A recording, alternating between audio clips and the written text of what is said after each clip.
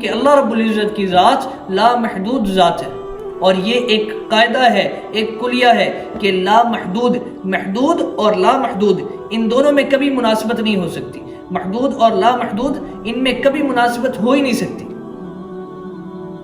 اس کی مثال آپ یوں لے لیجئے کہ سمندر ہے، اور سمندر کا پانی اگر آپ کہیں کہ ایک گلاس میں کیوں نہیں آتا تو کیسے آئے گا بھائی؟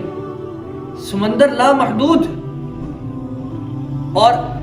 گلاس پانی کا محدود سا ہے، مختصر سا ہے، تو وہ کیسے سارا کا سارا پانی اس کے اندر سما سکے؟ اسی طرح اللہ رب العزت کی ذات لامحدود ذات ہے، اللہ رب العزت کی ذات لامحدود ذات ہے۔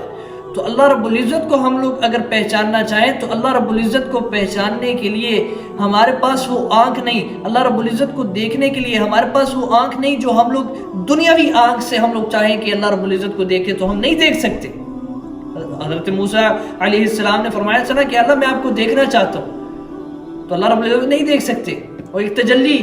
اپنی نور کی ایک تجلی پہاڑ پہ، تو اس سے ہی حضرت موسیٰ علیہ السلام بے ہوش ہو گئے۔ تو ہم لوگ اللہ رب العزت کو تو نہیں دیکھ سکتے، مگر اللہ رب العزت کی بنائی گئی مخلوقات میں غور و فکر کر کے تو اس سے اللہ رب العزت کی ذات کو پہچان سکتے۔